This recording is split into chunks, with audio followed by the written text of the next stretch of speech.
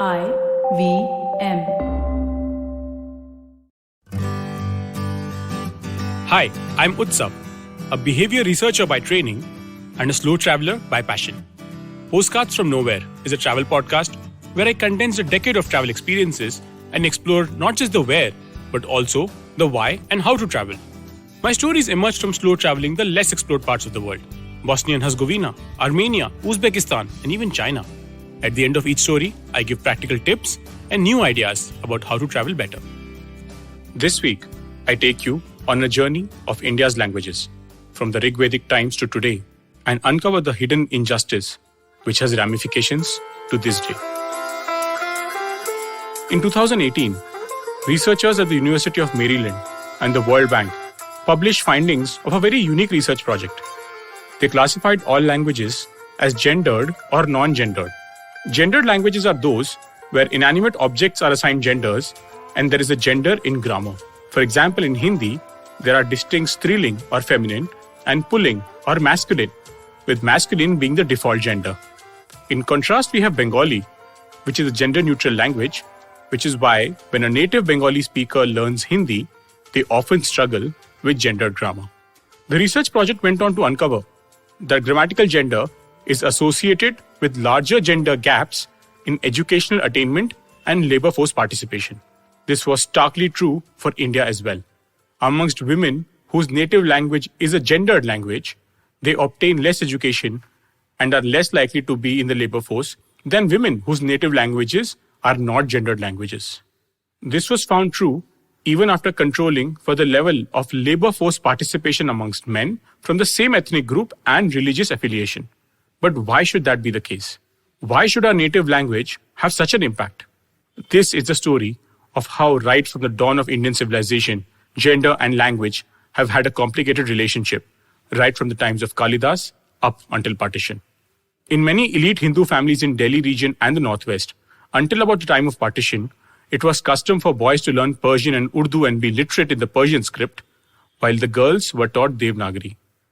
Amongst elite Sikh families too, the boys would similarly be schooled in Persian and Urdu, while the girls were taught Gurumukhi, the Punjabi script in which the Guru Granth Sahib, the Sikh holy book, is written.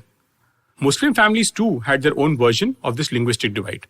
Saeed Naqvi, in his memoir, Being the Other, The Muslims in India, tells a similar male-female linguistic separation that continued up to his grandmother's time in their hometown of Mustafabad in western UP. Here, the men spoke in Urdu and the women spoke the local dialect Awadhi. And if you thought that this was a more recent phenomenon, which happened after the advent of Turkic and Mughal rulers, let's travel back in time to the 4th century BC, where we encounter Kalidas's play Abhigyan Shakuntalam, which was composed in the post-Rigvedic period. In the text of the play, the men speak in Sanskrit and the women speak a local Prakrit. Hence, in the text, the Sanskrit translation of the woman's speech is given separately in a note at the bottom of the page. Kalidas was no outlier by any means and was merely reflecting the norms of the time. Professor Madhav Deshpande at the University of Michigan recalls the story of the wife of a Vedic teacher who would hear the Veda recited every day, but was not allowed to recite it herself. One day she notices a student reciting the Veda with a wrong accent. She tells him that he is making a mistake, but cannot herself give him the proper pronunciation of the Vedic verse. So the student tries different options till he hits the right one, and the teacher's wife recognizes and confirms it. So there was clearly a language divide between men and women. But how does this matter to us today? How could it have resulted in lower labor force participation and educational attainment amongst women? For this, we need to understand two important concepts in sociolinguistics: bilingualism and diglossia. Bilingualism is about two languages you know having essentially the same functions, such that it is easy to translate from one to the other. Diglossia is when a child learns one language and speaks it at home, and then later on, maybe at school, transits to another language which is used for less basic things. The result is not two separate languages that exist in parallel, but a single competence, where ground level things are done in the first language and things to do at work and school in another. Now imagine that you were a Sikh girl pre-partition who was taught only Gurumukhi and had no exposure to languages of power such as Persian. You had no chance of getting a government job.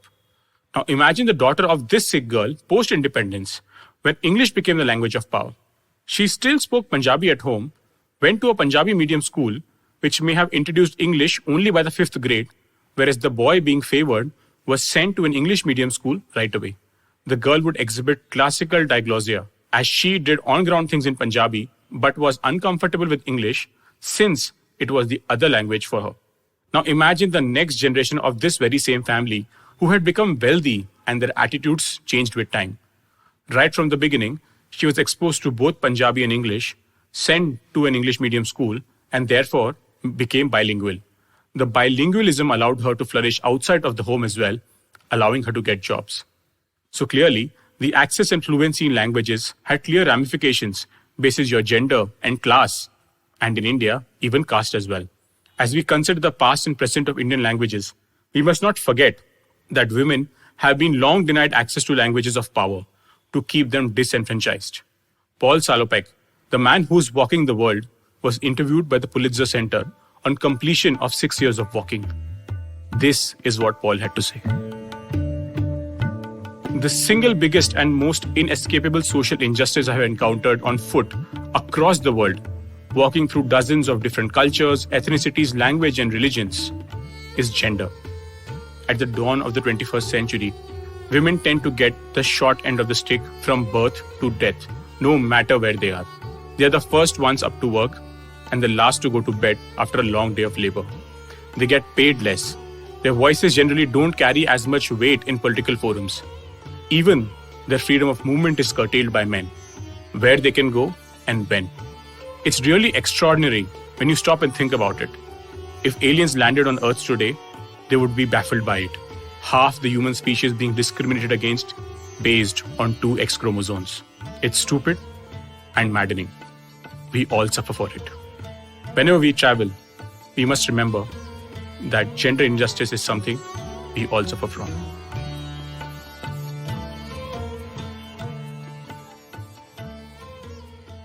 If you like this podcast, don't forget to check out other interesting podcasts on the IVM network.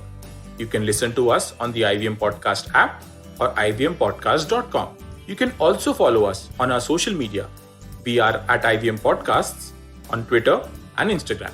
If you want to reach out to me, I am Utsav Memory on Twitter and YVTravel42 on Instagram.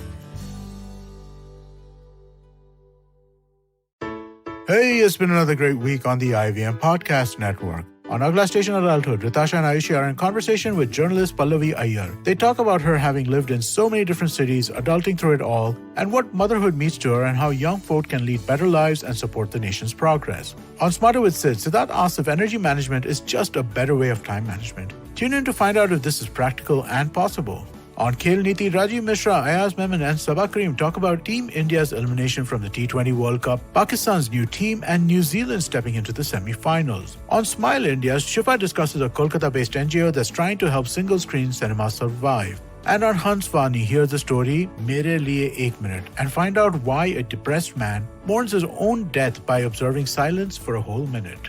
Do follow us on social media. We're IVM Podcast on Twitter, Facebook, Instagram, and LinkedIn. And do follow us on YouTube. We have a number of different channels. You can find them on ivmpodcast.com/YouTube, where you'll be able to take a look at all of the channels we have. And finally, we'd like to thank our sponsors this week, Cred, Bank of Baroda, Quarter, CoinSwitch, Kuber, Slay Coffee, Intel, and Oxfam India. Thank you so much. You make this possible. Do you like true crime stories? Do you like to learn about the people behind some horrible, awful crimes? More specifically, women that may have committed these crimes. Actually, Indian criminals that are women? Then we'd like to welcome you to our podcast, Misconduct. My name is Raghavi. And I am Nisha. We cover themes like murder, dacoity, drug trafficking, financial fraud, kidnapping, and many more. You can catch us every Wednesday on the IVM Podcast Network or wherever you get your podcast.